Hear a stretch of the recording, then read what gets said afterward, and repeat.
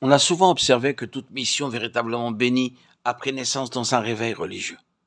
Quand le Saint-Esprit vient réveiller une église, il appelle les cœurs à se consacrer tout de nouveau au Seigneur, dont il révèle la présence, et au service de ceux qui se perdent.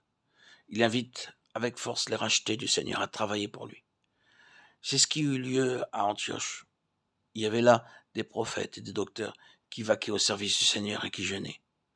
Tout en vaquant au service public dans l'Église, ils savaient se séparer du monde et renoncer à eux-mêmes.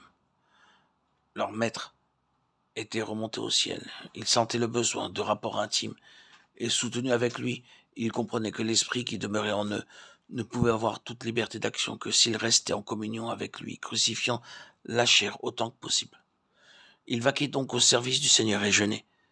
C'est dans cette disposition-là que les trouva le Saint-Esprit lorsqu'il vint désigner 2 d'entre eux pour une œuvre spéciale et se servir des autres pour séparer Barnabas et Saül en présence de toute l'Église.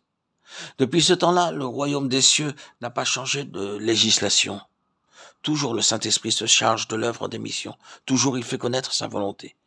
Et quant à l'œuvre à faire, et quant au choix des ouvriers, à tous ceux qui s'attendent au Seigneur et qui se séparent du monde. Quand le Saint-Esprit a mis à l'œuvre des hommes de foi et de prière, il est naturel qu'on admire ce qu'ils font, qu'on soit frappé de l'accord de leur conduite avec l'Écriture, et qu'on cherche à les imiter. Mais il se peut qu'alors l'action de l'Esprit, la véritable consécration, le véritable amour pour Jésus ne se trouve là qu'à un très faible degré. C'est trop généralement un intérêt de ce genre qu'on porte aux missions, et c'est pour cela qu'il faut recourir à tant de quêtes et de pourparlers, à tant de moyens de bas étage pour plaider la cause des missions auprès de ceux qui devraient les soutenir. On connaît le commandement du Seigneur à l'égard des missions parce qu'il est dans son livre. Mais on n'écoute pas la voix de l'Esprit chargé de révéler sa présence toute puissante. Il ne suffit pas d'engager les chrétiens à prendre plus d'intérêt à cette œuvre, à prier et à donner davantage. Il y a quelque chose de plus essentiel encore.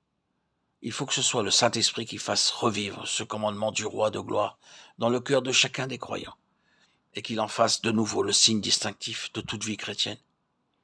Il faut que l'Église apprenne à compter plus réellement sur l'intervention du Saint-Esprit, soit pour le choix des missionnaires et de leur champ d'action, soit pour réveiller l'intérêt de chacun et réunir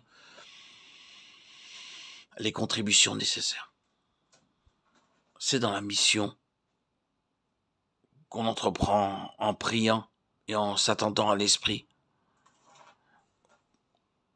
qu'on peut être sûr de son action puissante.